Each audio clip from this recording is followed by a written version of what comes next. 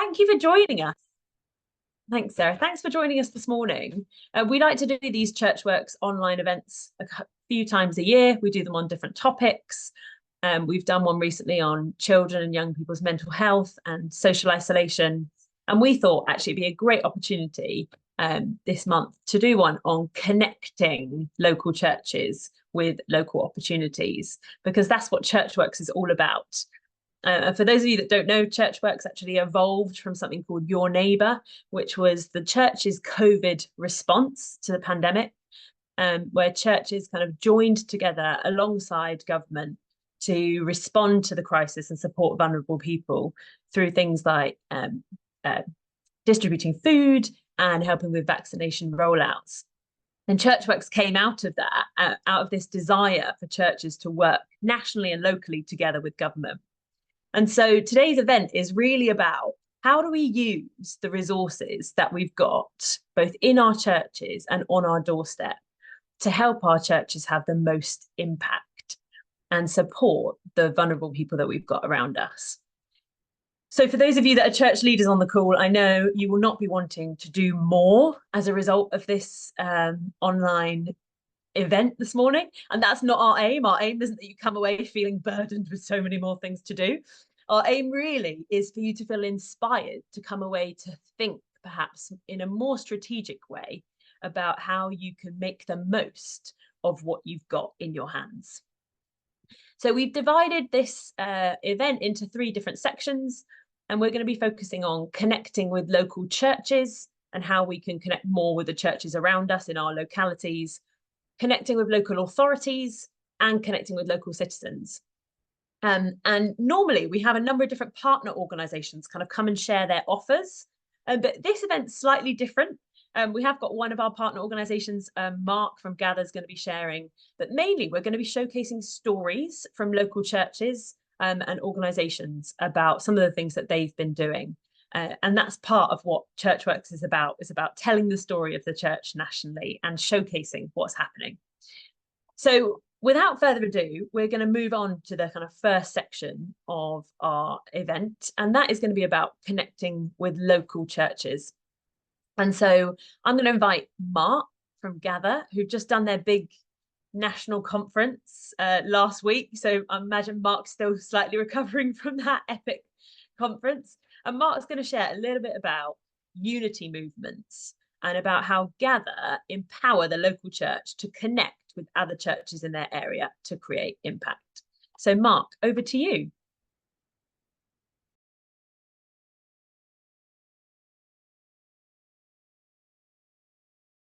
You're on mute, Mark. Unmute, thank you. Good morning, everybody. Emma, thank you so much for having me today. I'm just going to share, I've only got a couple of slides, but I just want to show you a couple of pictures. I hope that's okay.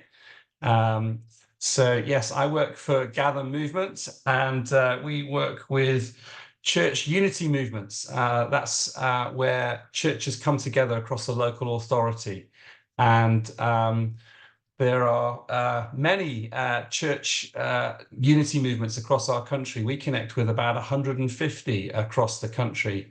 Yeah, we're a small organization, but we have a big reach to many church unity groups.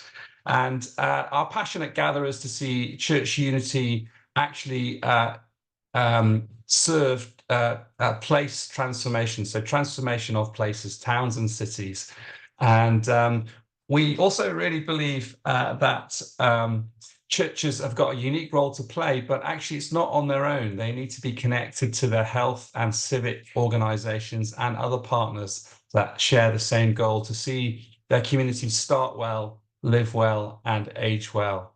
And so I guess the question we've been addressing is, how can we do this all together, all our denominations, all our many churches across our local authorities? And civic leaders, I guess, have explained to us that it is quite a challenge to connect with 100 churches. So from our work, we found that typically in a population of 200,000 people, which is an average local authority, there will be 100 churches.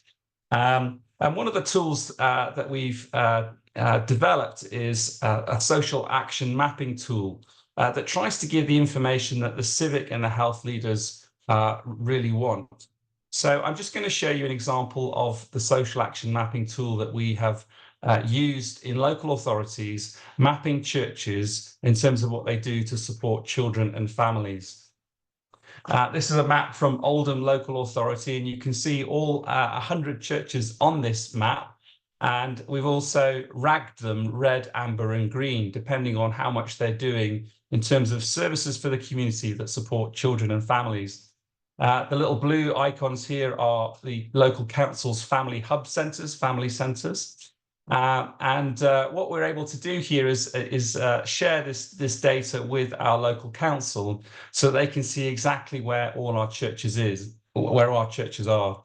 If they go to this web link that I've got the QR code for, they can click on the different place markers and they'll get the contact details for the church leader in that church who's taking responsibility for the ministries around supporting children and families. So yeah, it's an interactive tool, but it's been absolutely fantastic for starting discussions with local councils about how we can partner with them to support children and families. So I'm just going to see if I can show you the next slide. Three things that we are able to do are we're able to signpost a lot better. We're able to signpost to other churches nearby, but we're also able to encourage focused meetings between local families, council-run centres and the churches around them that deliver support for families and children, so that we're signposting to each other. That's been really, really good. In Oldham, we're looking at actually getting churches to host some family services, particularly in a deprived area where there's a gap in services and provision for children. And thirdly, we're looking at enhancing the delivery of the church in terms of some of the things that our council is really passionate about in terms of supporting children and families.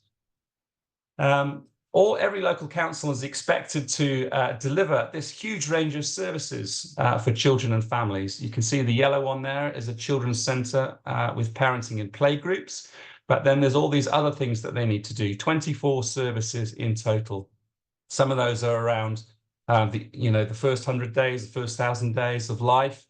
Some of them are about children through primary and secondary school. Some of them are around the wraparound services that are needed for families to enable families to be healthy and to start well.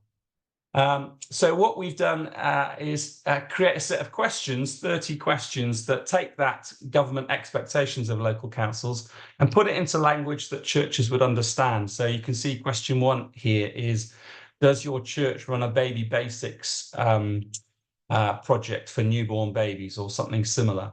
And then as we go through these questions of 100 churches, these in brackets are the number of churches that actually deliver this service.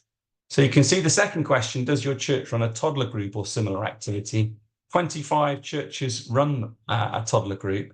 So that's effectively 25% of churches. And actually, when you do the maths, you realize very quickly that churches are able to reach a huge percentage of families with toddlers. Up to 50% of all families in a community will attend a church-based toddler group at some point.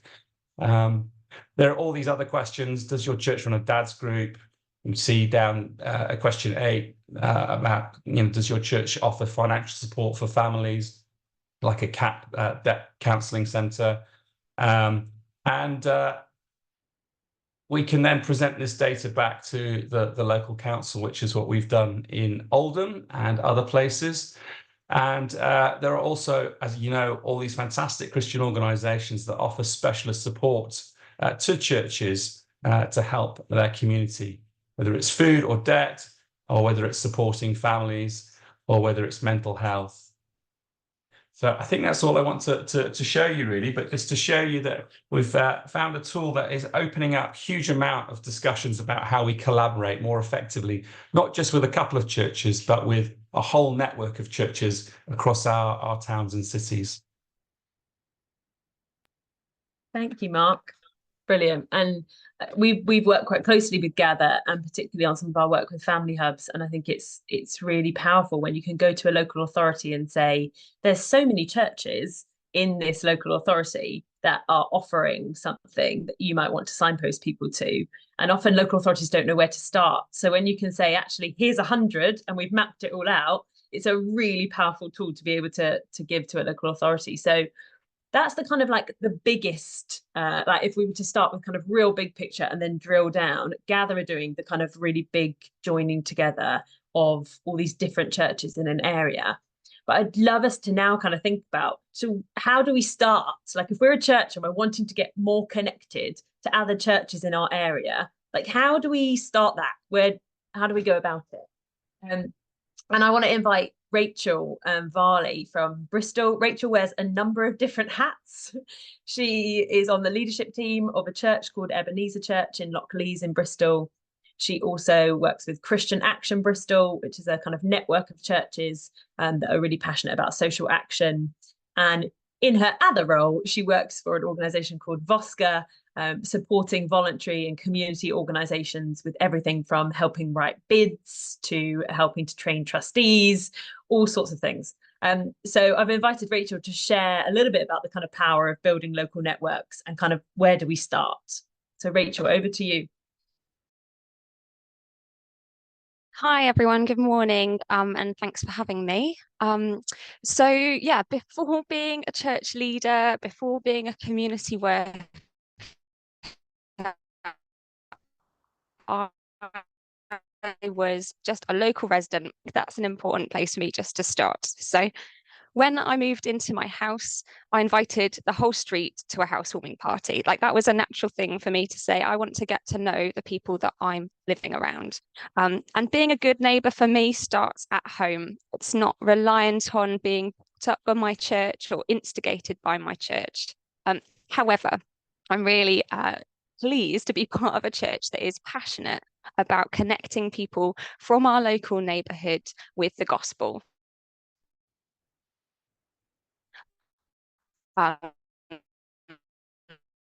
So we put on events and they have some experience of faith or none at all. And sometimes those have obvious God content like our Sunday services or Messy Church or Alpha courses. But sometimes those spaces and activities are just a place for people to show them God's love, like our community cafe or an older people's group, a toddler group, or one-off events like a speed quiz night, highly recommend those, or a peace feast, again, highly recommended if you don't know about them. Many of those things happen in our church building, which we've developed to be an accessible space and a welcoming space. But we also recognise that stepping over the threshold into our church building can be quite unfamiliar for some and even intimidating. So we don't community interactions to that. We go out to where people are. Sometimes we have reached out to our local schools to host assemblies, or we've gifted the staff cakes at the end of term. And for several years, we've run free community events, family fun afternoons. But we also seek to be fully part of our community by just turning up to events that other people put on. We volunteer our time at other community projects, and we work in partnership with others to make good stuff happen that doesn't necessarily have an obvious church badge on it. We think it's really important to be aware that when our neighbours are struggling, that we're in the loop on that, and to be generous with the resources that we have in the church body. So sometimes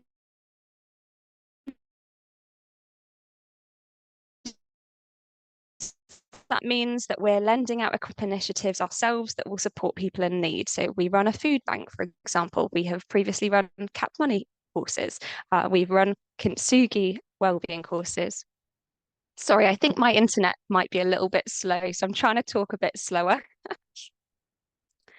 We also recognise that we can't be the experts in everything, and that actually there are others who are not part of our church family who are in a better a position to support people in particular activity. So that means it's important for us to be aware of who and what else is available so that we can signpost where appropriate. Sometimes that's other churches in our neighbourhood, and we take the initiative to get to know them and what they're up to and how we can best work together. But also in Bristol, and I'm sure it's the same where you are, there are a wealth of people who are working to tackle injustice and bring about positive change. And in my role at Vosca, I regularly see people coming to use their time and skills to help other people with a vision that we might say has the values of God's kingdom. And it's not just Christians.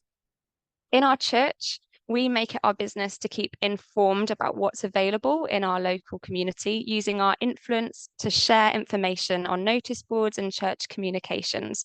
And we're part of a network of community groups, schools, police, health, youth work, you name it, who meet together on a regular basis to share news, discuss challenges, and seek ways to work together. That's been happening for the last 9 years, and we now have 90 people on that mailing list. And we didn't start it, we just joined in. So I encourage you to get involved in that kind of thing. What change have I seen in my community? I think that there's a greater trust between Christians, the church, and the wider community. It's taken time to build relationships and sustain them over the years as people move in and out of the neighbourhood. But now we have our local schools approaching us with requests, such as hosting the whole school of 700 students for Christmas assemblies in our church building. Thankfully, not at the same time.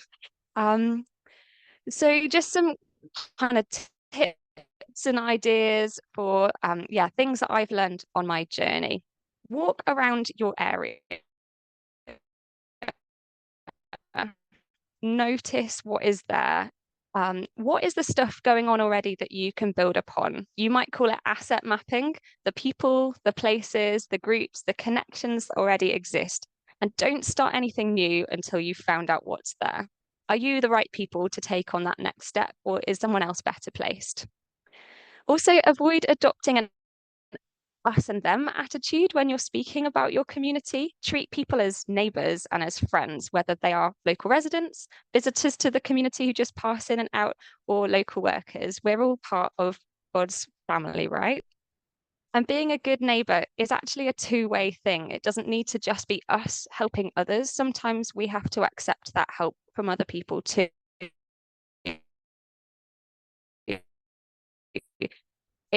If I recall right, the Jew and not the other way around. And that's always stuck with me. Bringing leadership qualities to your community work doesn't mean you have to be in charge of everything. Sometimes that's being an encourager or showing those different leadership qualities in other ways. It doesn't mean you're leading the way. Sometimes you're cheering on from the back. And if there isn't a community network where you are, start one, but don't do it on your own. Take time to invest in relationships with people first and build upon that rather than launching something big straight from the off. Our network of 90 people didn't start with 90 people. It started with 2 or 3 who said, I think we should work together. How could we grow that? And lastly, and most importantly, pray. Don't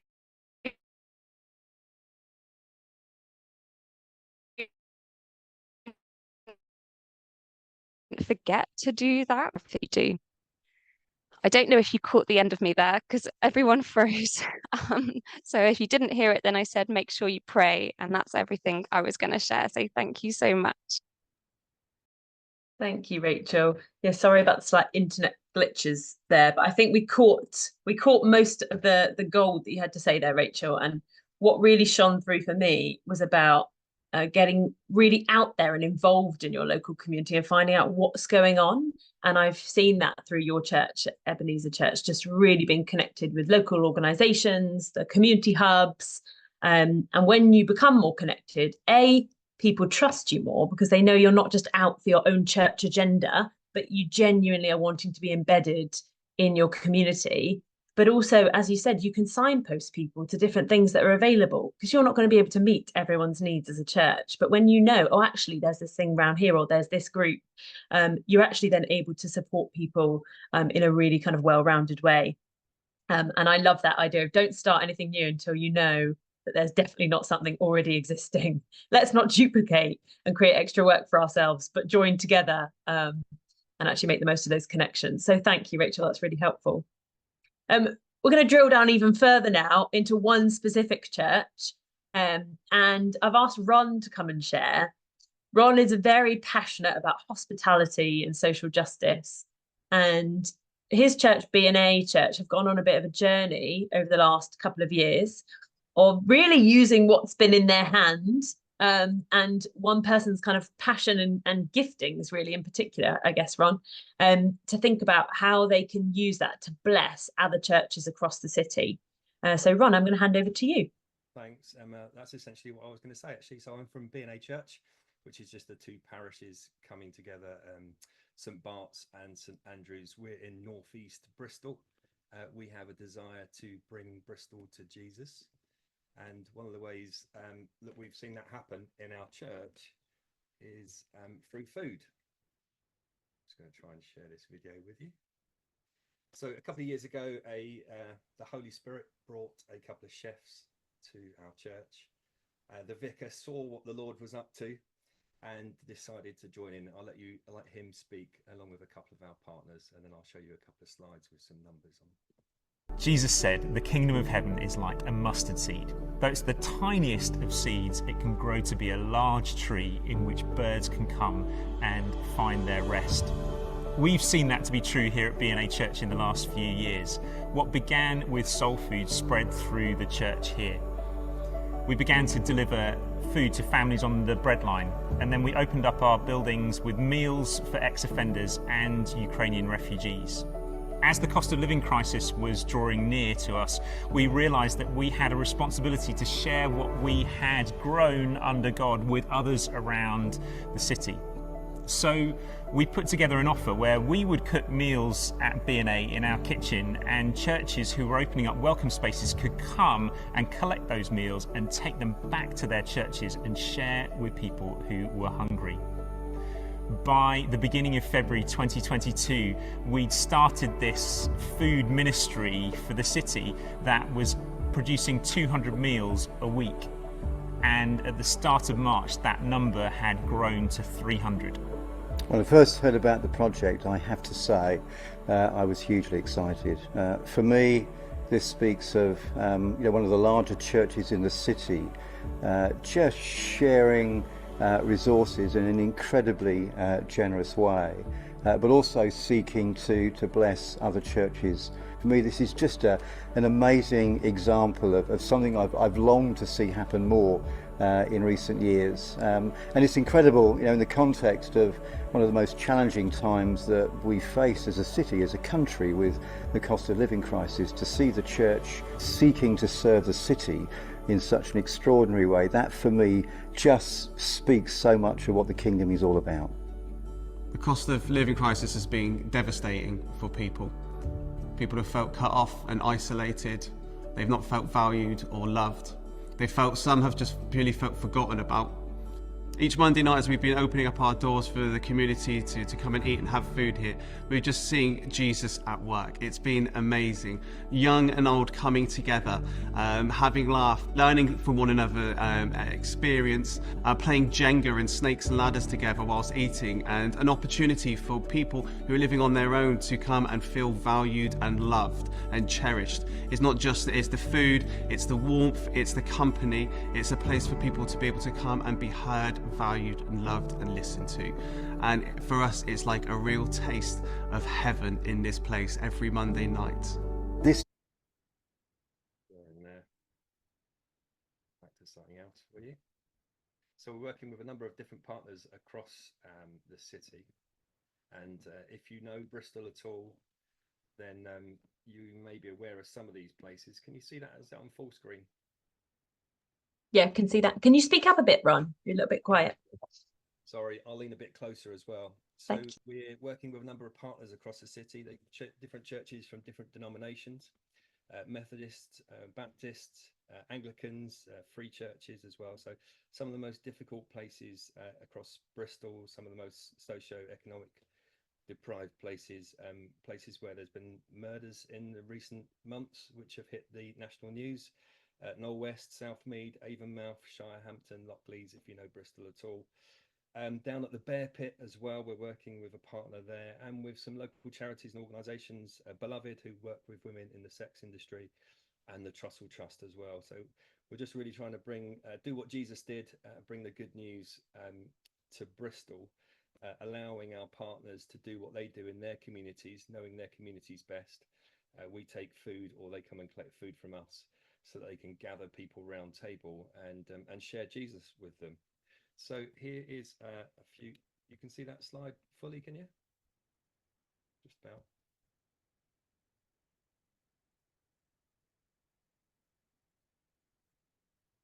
So there's a few numbers for you. It's about 400 meals a week now that we're sending out from our kitchen. That's about 10,000 meals since August last year, and thousands of volunteer hours that have gone into that as well. Lots of people involved, lots of people serving, and the good news being shared, which is incredible. Just give you a moment to have a look at those. We're working with Fair Share in the city, a number of local food partners. So again, just reducing food waste and turning them into hot, nutritious meals as well. One of the things that we noticed was that some of the communities are very time poor, resource poor, and so we didn't want anything to be a barrier to them being able to share Jesus and eat round table with their community. So with the funding of the National Lottery, we managed to secure an electric van and an electric driver.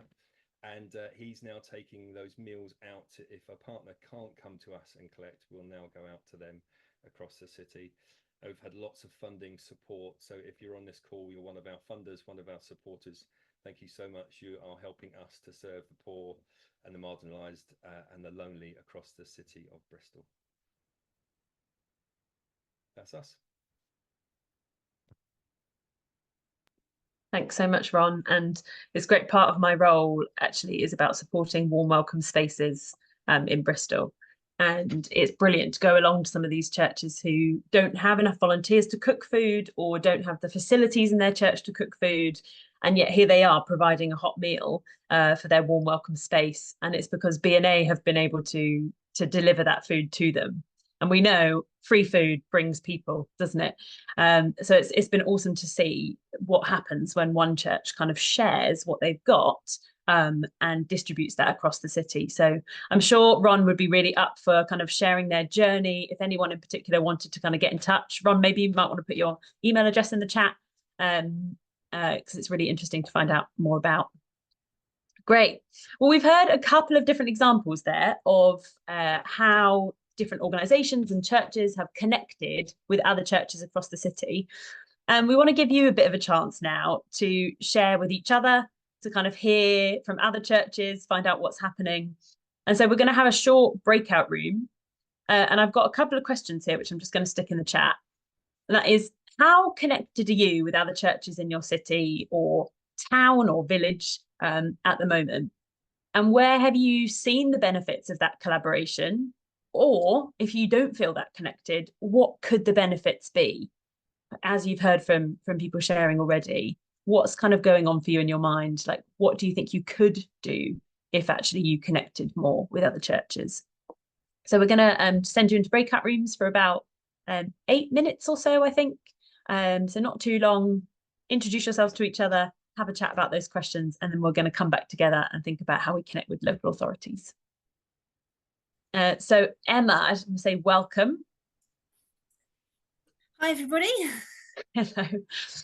Emma, just tell us a bit about where your church is and how long you've been working there for. Yeah, my church is in Bury St Edmunds, which is in Suffolk, which is east of the county of England. It's quite a sleepy market village. I think it's fantastic because I live there, obviously. And I've been working there 20 years as the children and family lead. Amazing. And Emma, tell us, how did you kind of develop a relationship with your local authority? So about 2 years ago, we were looking to, we already worked in the community. We'd developed that over the 20 years that I'd been there. And about 2 years ago, we started looking at whether we could run a family hub. I'd been on a seminar to find out about what family hubs were with the family hub team. And so we started to think about what that could look like and how we could get involved with our local county council. Council is an amazing, complex area. So we contacted them and said, hey, we'd like to be a family hub. And they went, who are you, first of all? And we began to build this journey. So we contacted our councillors. In Bury, we have town council, district council and county council. So we had to understand the complexities of how that worked, first of all. And we just started to build relationships. We didn't go straight away into saying this is what we wanted. We just shared who we were, what we had, and started to say, how could we support them? So it was a lot of just building relationships. We opened our building to build a residents association, which the councillors wanted to do. We went and visited the Labour Council meeting and shared what we were doing, slowly building those relationships until we really learnt to trust each other and they had to trust us. And at the same time, we went down another route of building relationships with the early help team, which is now family support, the family hubs team, and again saying, this is who we are, this is what we have, and how can we best work together? How can we give you the support that you need in an area where we didn't have any family hubs? So again, it was a lot of meetings. It was inviting them to our building, making them feel welcome, taking away or dispelling the myths that we were weird as a church doing that, and just constantly building up that relationship to then look at what we might be able to offer. And when you say you told them what you have, like, what did you have at that time to be able to kind of promote to the local authority? So originally when we started, we were, I was looking at Mark's thing, I was ticking my list as Mark was doing his list of things. We did have a toddler group. We'd run that through COVID. We'd worked with the council at that point. They'd actually supported us in being able to do that outside. So they funded us for that. So they already knew what we were doing with that. We're running a Ukrainian project, doing English language learning. We have a community grocery, which we run in our basement. And then we have lots of more traditional kids groups, youth groups running throughout the week. So we were already I hadn't realised, I don't think, when I said I wanted to be a family hub, that we all actually were already established as a family hub. And I think sometimes we forget that. We think, oh, we need lots more, or we're not quite good enough. But actually, we were already doing that. We were already opening our doors to the community. So that was kind of our base start. And I know Gather, actually, for those that haven't seen it, Mark, maybe you could put a link in the chat, but Gather have developed a brilliant resource called Not Just a Toddler Group. And the whole purpose of that is to raise awareness to churches that what we're doing, sometimes we downplay and we go, oh, we're just running a toddler group, or we're just doing a food bank, or we're just opening up our space for a cafe. But actually, it's so much more than that. And actually, we're having much more of an impact than we realise. And we need to be able to talk about that in a way that showcases that more to local authorities. So that relationship, kind of the skepticism slowly waned away. You built that relationship a bit more. You had local authority representatives come to the church, come and see what you were about. What's that then developed into now, Emma? So once we established that relationship, we started to think about what was the needs in our local area that needed to be met, and how could we do that. My background is I'm an occupational therapist in paediatrics with kids, and my passion had always been to support children who were struggling in school. In Suffolk, we have a massive issue with school attendance. I'm sure that's similar around the country. I know it is, but we knew that was a real issue, and County Council were just really struggling with that. So we put a proposal together. We worked with the Family Hub team, with the Early Help team, to identify this cohort of children and their families, and we developed something called Bridge the Gap. We're Bridge Church, so Bridge the Gap fitted really well, but to bridge the gap between being at home and being at school. We knew that all these families were isolated there. Once they were out of education, they didn't have any connections, and plus our colleagues in social services couldn't actually connect with them either, because they became hidden. So Bridge the Gap was then formed. We worked with County Council to put a pilot grant or a pilot proposal together first of all, and we've been commissioned now to run that, and that runs fortnightly. Shall I tell you what it is? Will that help? Yeah, tell us what it is. Yeah. So that runs fortnightly in the church building, 9:30 or 10:30 till 12:30. We invite families in for any child that is not in education or is struggling with school attendance. So they might be on part-time contracts, or they might have been excluded, or they might have school anxiety, or they might have a specific SEND need. All the children we have at the moment all have SEND issues. Families can come in. We have it all set up. So we have a gym area and a Lego area. We have a sensory room. And we have then a big coffee area as well. So while the kids are able to use the things that are going on, we then ask professionals to come in and sit and give advice. So families can come in, kids can feel welcome, they can join in, but we have different professionals, some from County Council, some from local charities. We try to bring everybody together. We've now managed to get health in, and they're alongside, so we can then link those families who are feeling like nobody is listening to them and feeling very lost. We can begin to equip them to feel stronger, to find education for their children again. So it's a two-pronged approach really to support the children. It's great seeing them as they begin to re-engage. Some of them very bouncy, some of them are much more nervous, but we see them re-engage, but at the same time we're supporting the parents and carers too. So cool to hear. Like, I've been massively encouraged just like listening to your story and seeing, because it's such a need that we have with children who are struggling with school.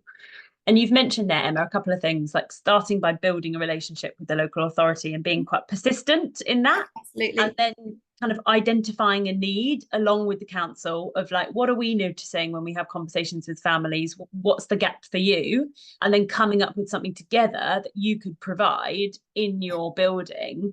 What kind of practical advice, just finally, would you give to other churches that are kind of really wanting to build a relationship with their local authority, but maybe are kind of hitting against obstacles or don't really know where to start?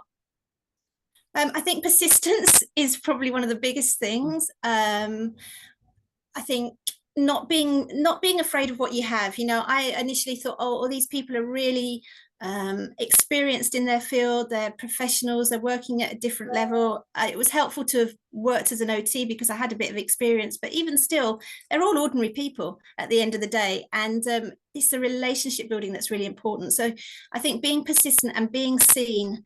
I went to a lot of different meetings, some which were really helpful, some which were not quite boring, but even still, to be seen, to be there was really important, because people then connect with you, and then when you're emailing them, you're not emailing them cold. You know, they recognize who, they can put a face to you.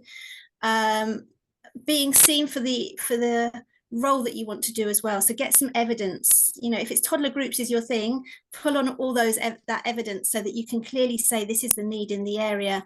I visited other churches, I chatted to other churches to see how they developed their package as well, and then thought, okay, how does that work for me? What can I take from that to work, you know, for me? So yeah, being brave is really important.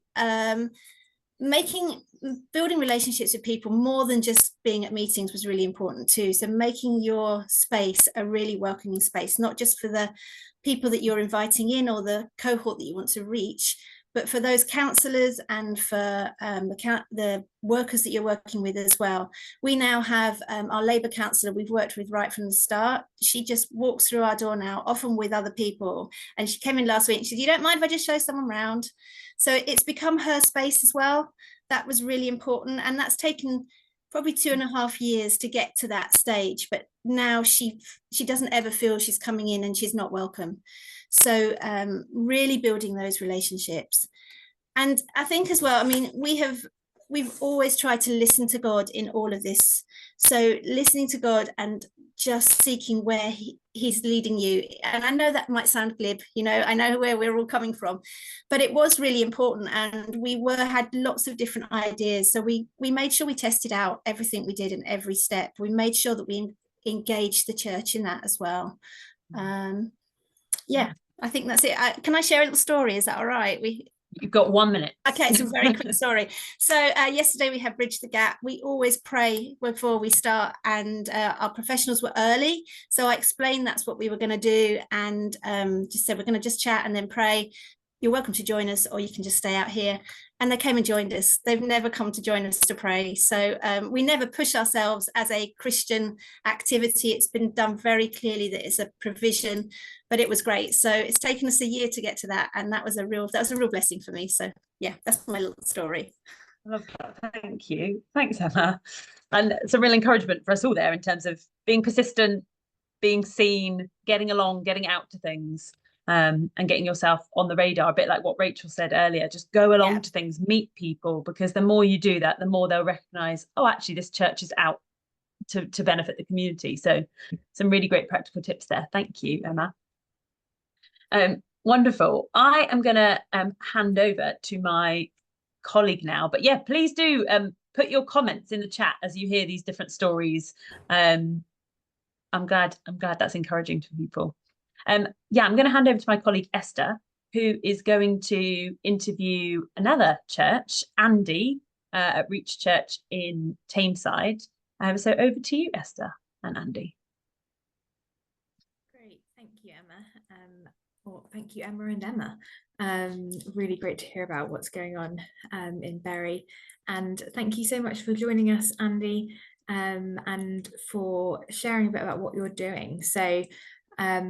Yes, let's start by, we would love to just hear a bit about who you are and what Reach Church is all about. Thanks very much. Yeah, so my name's Andy Chadwick, and I'm the pastor here at Reach Church Staley Bridge. Staley Bridge is in Tameside, which is one of the 10 boroughs of Greater Manchester. It's not at all leafy, and there's lovely standing as Bury St Edmunds, but it's quite sort of gritty area.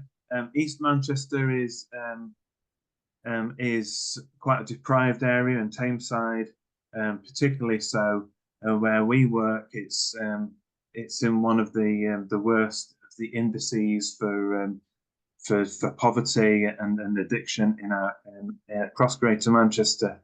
So we went through a bit of a revisioning process during COVID, for various reasons, but we came to the point of looking at, well, who are we and what are we going to do?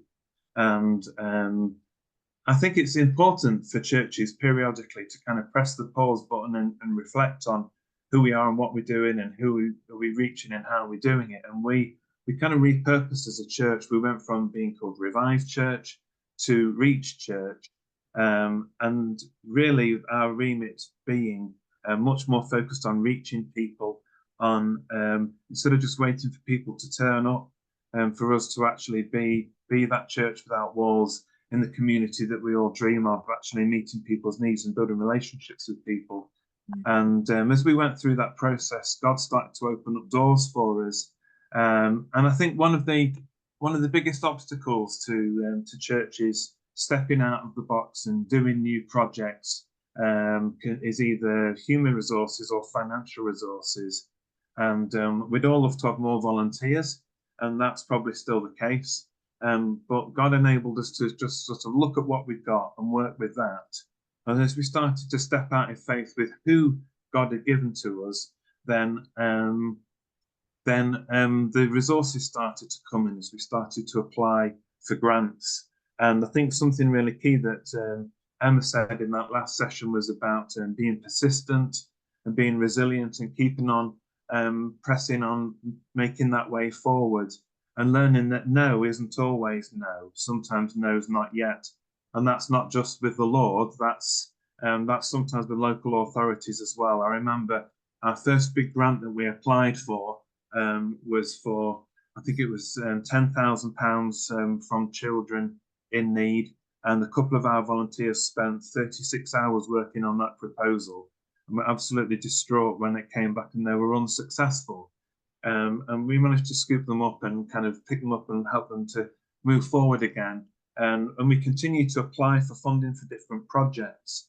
And I think one key thing that we learned in terms of applying for funding from local authority is to sort of shift our focus a little bit, because as churches, we're quite good at starting projects and starting ministries, but we're really terrible at finishing them. And I've seen it happen so many times in churches that they'll launch something and that will carry on going literally until the leaders die before anyone thinks, oh, perhaps we better stop doing that now. And what we saw with local authority, particularly with local authority funding, was that they don't really want a project that's going to be 5-10 years long, because they've got targets they need to hit. They want to see those short wins. So, and whilst being consistent in our place in the community is really important, and being visible, as Emma said, we learned that a lot of the grant funding was really looking for short-term projects that maybe lasted 12 months or 2 years, and how you could bring about some results within that period of time. Once we're able to kind of recalibrate our thinking towards that, looking at the needs in our local community, we're able to start putting together short-term projects that would meet those needs, and the funding coming from the local authority grants would actually provide for that. And I think we have to be bold as well, and not to be ashamed of asking for money to run projects, because there's money there. When we first looked at launching our community garden, it came in response for a request to put something on, to provide something that helped people in loneliness and isolation. And we've not got particularly big grounds around the church. We've got a small car park and a couple of lawned areas, but we've put in for £3,000 just to drop in the ocean, really, the community garden funding. And they came back to us and they said, well, we're really sorry, we're not going to give you £3,000, but we're going to give you £1,500. And we said, okay, well, we'll work with that, but please don't expect the same results as we would have had with twice the amount of money. So we went through the process. As you can imagine, we spent that money quite quickly, but we focused on quick gains and quick bits of data that we could put back in and show what we'd accomplished. And then the next round of funding came, and it was for £25,000. And so we've put in for that, and we've put a project together where there'd be a big decked area at the side of church, and what we would do with that. And part of that, because it was in COVID times, part of that was having a Zoom call like this in front of a panel of funders, where they would decide whether they would grant the money or not. And so we were on this Zoom panel meeting, and one of the things I said to them was, whilst Jackie, my wife, sort of kicked me under the table, I said, look, we're really passionate about being able to achieve these things we set out in our application, but please either give us the money or don't give us the money, but don't give us half the money, expect us to do the whole project. I said, because I can't go to the garage and say, I'm going to give you this money for the back end of the car and expect it still for me to get to places, because it just doesn't work like that. And I think that was maybe a little bit of either stupidity or holy boast courageousness on my part, but they were so taken with our conviction and what we were saying, is that they gave us the money straight away. And from there, we've seen just these opportunities build. I think it's easier also when you're doing short-term projects to be able to give quick wins and quick results and show them that actually you can do what you say you're going to do. Because most of them, certainly the local authority funding pots, most of them run for 12 months. And so we found that we're able then to revisit that. Sorry, Esther, I realise I'm talking for a long time, maybe not answering the question you've asked. That's great. Thank you for giving us that insight into some of the kind of conversations and those funding conversations you've had with the local authority. It would be great just to hear a bit about your involvement with the local authority around family hubs and how that came about, and what that looks like for you in the church now. Yeah, thanks. Well, largely thanks to ChurchWorks. we gained a greater understanding of, in actual fact, what family hubs do and what they're for, and the remit that they have of working with local faith groups. And I think once we found that out through a similar meeting to this, and we were then sort of emboldened to press into our local family hub with an expectation that they have to collaborate with local faith groups. And so we talked to them about various things to do with that now extended community garden project, and how we could engage with that, and how we could engage with our parent and toddler group. And there was some funding made available through the family hubs towards postnatal and perinatal mental health, and I know somebody else has mentioned that on the call already this morning. And so we put together a project, and we pitched for a pot of £10,000 for that. And I have to say, we did get some resistance. They did throw a few sort of obstacles in our way, but we were determined and emboldened that we knew we put a good project together, and we knew that we were good for the money. And as we continue to work with them and persevere with that, then we were able to actually receive this grant funding, which was funded some new resources for our parent and toddler group, was also funding this project of working on postnatal and perinatal mental health. And so now we've got that connection with them, and we also have a project that's funded by Community Safety, which is another branch of the local authority, and they're one of these that has an annual budget as well that they give out to organisations to run local projects.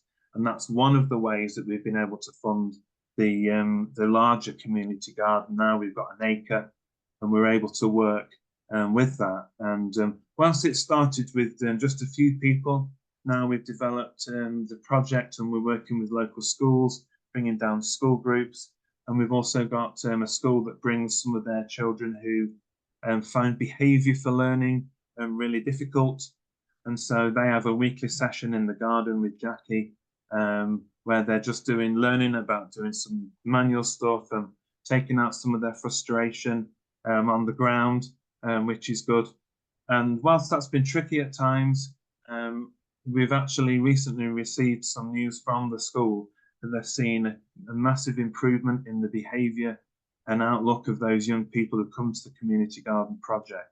So once you can start to get some of these key wins and put them into evaluations and into future funding pots, then it helps the local authority to see that you can be a trusted partner, even as a faith group, which traditionally in this area they've not really engaged with. That's great. Thank you, Andy. And just in the sort of final 30 seconds that we have before we're going to go into breakout rooms, what would be your top tip for churches who are looking to develop their relationship with local authorities? I would always say believe for more, and believe that God can make these opportunities come together and put us in the right place at the right time to meet the right people, and to and I think for that to give us kind of credibility in not just the local community, but with the local authority as well. And be resilient. Don't take no for an answer. Keep pressing in and pressing on, because when you look at the world agenda and some of these pressure groups in the world, they don't back down. They press on in. And let's not be so polite with our Christianity that we just step back and say, oh dear, I'm sorry to bother you. No, press on in and believe for more. Great. Thank you so much, Andy. Really good to hear about the amazing things that are happening at Reach Church. I'm going to hand back to Emma, who's just going to set us up to go into some breakout rooms. Thank you. Thanks, Esther. Thanks, Andy. I love that. Like, what came out of both of those interviews for me is this idea of like, be bold. I was going to then, the temptation to go into be strong, for the Lord God is with you, is so real, back to the old Sunday school days. But be bold, show evidence of impact, and connect local need to what you're doing. Like, show that there's actually a need for the service that you're providing. So really great to hear from both of you. I think some real takeaways for all of us. We're going to have 5 minutes now in breakout rooms, because when we absorb information, in order for it to actually go deep and turn into action, we actually need to talk about it. So we're just going to spend 5 minutes, quite quick paced, just sharing a couple of these questions with each other. So what contacts do you currently have as a church with a local authority or other organisations? And what could you do to perhaps develop these relationships? What would that take? Is it a meeting? Is it inviting someone to your church? And what impact would you hope to achieve? Is there a particular project that you want to see happen? Do you want to get funding? Like what would you believe if you followed Andy's advice to kind of believe for more? So we're going to go into breakout rooms now for 5 minutes before we move on to our final and last section.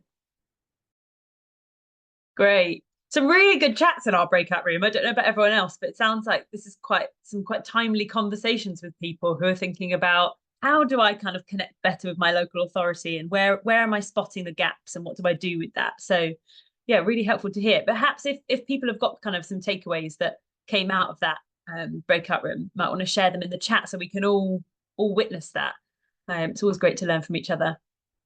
Wonderful. We are going to move on to our last section. We've looked at connecting with local churches. We've looked at kind of connecting with local authorities. And then we really want to kind of like drill down now into thinking about, how do we connect with local citizens better? Hopefully you'll all have heard of Warm Welcome, which is one of the main ways that as ChurchWorks we're addressing the kind of cost of living crisis, but also kind of just anti-poverty in general. And I'm going to hand over to my colleague Esther just to give us a brief intro into Warm Welcome, and then introduce our final speaker. Great, thank you, Emma. Yes, so hopefully most of you will have heard about the Warm Welcome campaign that started back in the winter of 2022, when the fuel crisis became something that was top of everyone's minds. And it's evolved over the last 1.5 years to now having a broad mission to enable a more deeply connected society where we all have access to welcoming community spaces, spaces where we can keep physically warm, but also where we can have a sense of belonging and build relationships with people in our local community. And of those 4,000 warm welcome spaces that we have as part of our network at the moment, 37% of those are churches. And so we have seen lots of churches across the country find Warm Welcome space a great opportunity to connect with their local community. We have this great stat from our recently launched impact evaluation in Warm Welcome, which says that 84% of visitors to a Warm Welcome space say that they feel more connected to their community through coming to the space. And that is partly through the welcome and the relationships that are formed at the space, through having a cup of tea together, through the Warm Welcome spaces providing activities such as having a Christmas dinner or an ongoing Zumba class or a lunch club or a children's activity group. We've also seen spaces play a really proactive role in wanting those who come as visitors to then come and shape the space. And so lots of churches and other Warm Welcome spaces have invited those people who attend regularly to start serving the tea and coffee, to start helping to make the food, to play an active role in befriending other people who come and join them. And so this is Warm Welcome spaces have been a great opportunity for churches to kind of just open their doors and have lots of people from the community come in and be part of what's going on in that area, and to build relationships across generations. One particular piece of work which has kind of taken this engagement with local people kind of to a further level is community organising, and that the community organising is a really exciting way through which we have seen warm welcome spaces become not just places of connection, not just places where people feel heard, but places that can be catalysts for community action and empowerment and community change. And so I'm going to hand over to my colleague Marjana, who's been doing some of our community organising work in East London, to share a bit more about what that has involved. So over to you, Marjana. Oh, you're on mute. Thank you very much, Esther. Good morning, everyone. I hope you can see my screen. I made a very short, simple presentation because I thought that will help me to tell you a bit more about community organizing, but also tell you a story of some of the people that are heroes of our community organizing project. So my name is Marjana Balcerowicz. I work for the Center for Theology and Community, which is based in East London. And I've also been working with the Warm Welcome campaign, which has been a very joyous experience as the lead organizer for the organizing project within the Warm Spaces.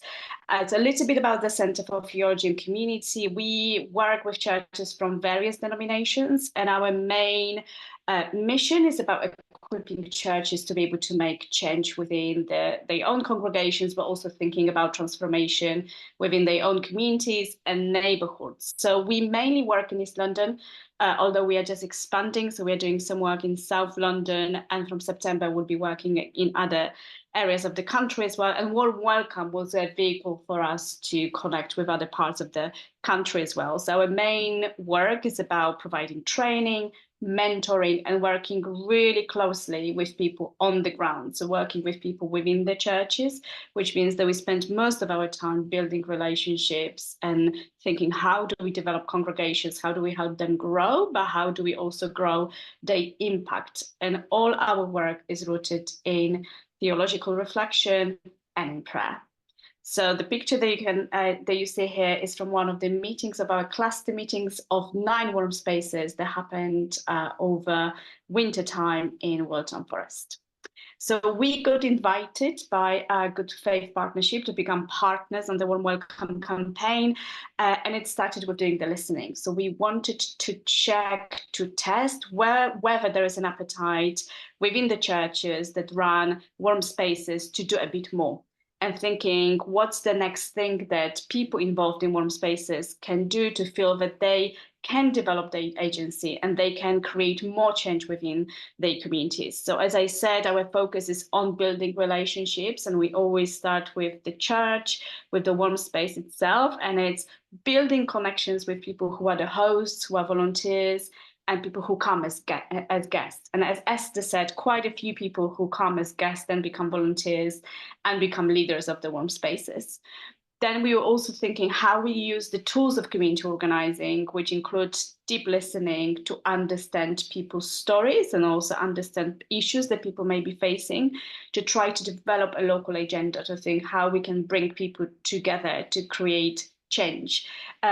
Listening also really helps us to shape the services that are provided by the Warm Spaces. So in areas where we work, they are predominantly areas that are very ethnically, religiously diverse. They are also very deprived. So there is a shopping list of issues that people face. So they're often quite complex, but then we work with people to be really realistic and pragmatic, to think what are the things that we can change, what are the things that we can get people mobilized around. So I will give you a few examples of the work that we've been doing. So St. Martin's Church in Plaistow, in Newham, one of the most deprived areas in the country, a predominantly Muslim community living in the area. And in the midst of that very poor neighborhood in Plaistow, there is St. Martin's Church, and it's a home to 3 different congregations. So there is a Portuguese-speaking congregation, Spanish-speaking congregation, and English-speaking congregation. And during COVID, they wanted to do something to respond to the needs of the community. This happened in many churches, as we know. So they worked with the local authority to open a food bank. So initially they received the funding from the food bank, and they had a few volunteers from the church who were serving the local community. However, after COVID, the numbers of people who came to the food bank dropped. There were fewer donations, and it really didn't feel like it was serving the community in a way how it could be. It just really felt that something needs to change about how they operate, how they work to make it better. So our church organizers did a series of one-to-one meetings.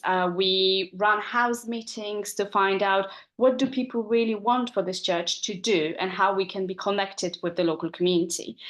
So there was a meeting that we organized in December, and people in this meeting, some of them voiced some concerns about the food bank and saying, we really think it's like we want to continue because people need food banks, but the way it operates is not the way that it's really helpful and people need more. And one of the people from the church said, we don't even know who comes to the food bank. We don't know the people. And then Marla, who is one of the members of the church. She is an asylum-seeking mum from Ecuador with 2 children who lives in a nearby hotel, said that she is one of the people who need help of the food bank because she, on the money that she receives, £40 a week, she's not able to sustain the family. So it's something that is really necessary for her. And that really shocked people in the church because no one knew that she's in this situation before. And then from that moment, they decided to do something more. So they decided to change that food bank into a food pantry, but also open a warm space. Because what they realized, they need to understand who are the people that they are part of their congregation, part of their neighborhood. And Marla became the leader of this new warm space and food pantry. So you can see in this picture on the right, giving the items. The way it works on Wednesday is that they give out food and then they invite everyone for tea, coffee, and they have conversation together. One of the things that we managed to organize with Marla, we knew it's a mainly Latin American community that comes to the church, but we are in a very strongly Muslim community, and there are some amazing people around us, but we just don't know them. So we linked up with the New One Muslim Forum, and we decided to organize an International Women's Day together. So the picture that you can see here, nearly 100 women came together. We had some tea tasting activities, some music playing, singing, yoga session for women. It was all about our connections, our well-being. And from that moment, we built that relationships in the community. It was a very enlightening, beautiful event. Marla on the left is Marla speaking at the event, warm welcome event at the St. Paul's Cathedral, where she prayed together with us about support for people who are part of the warm spaces, mainly focusing on people who might be migrants, refugees seeking asylum. So a really good example of someone who was part of the congregation, people didn't really know her story. And then the fact that she got involved in community organizing really developed her leadership and her agency in that space. And she's now on fire, I can reassure you, building relationships with other warm spaces in Newham.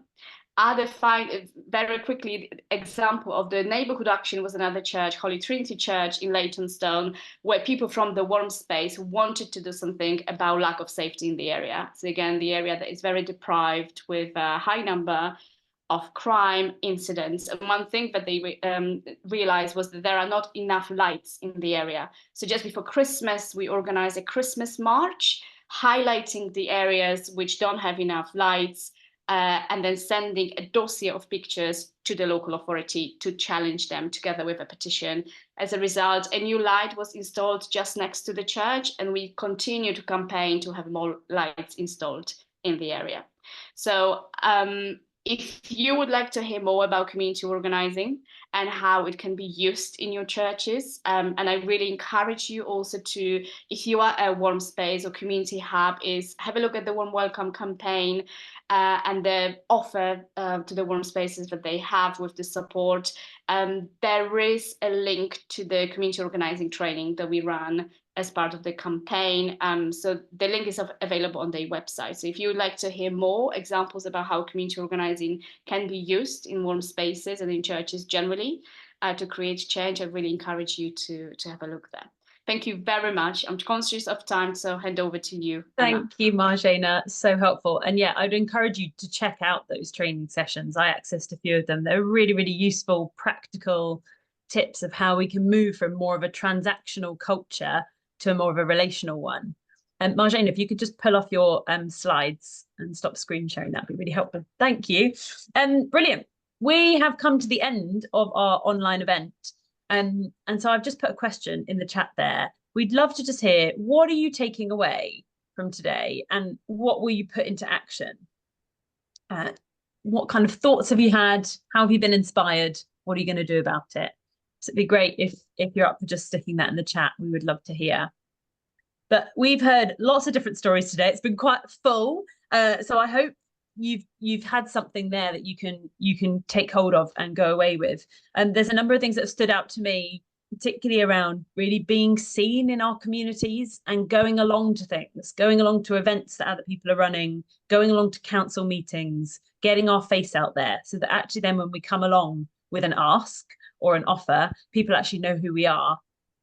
Being bold and being persistent reminds me of the story of the persistent widow, and really valuing what we have and being able to articulate what we have to offer as a church, but also as the church in our local community. So how can we get together and actually articulate that and bring something of value to local authorities?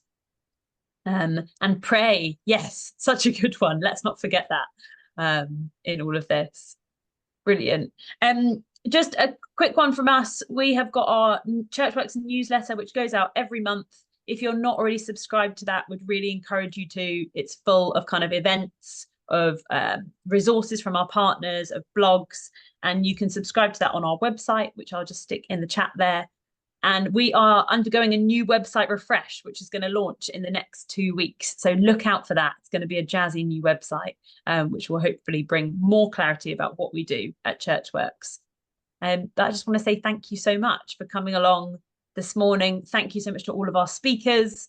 And we look forward to hopefully seeing you at our next ChurchWorks online event, which we're hoping will be September. But until then, hope you have a wonderful summer and we look forward to seeing you very soon.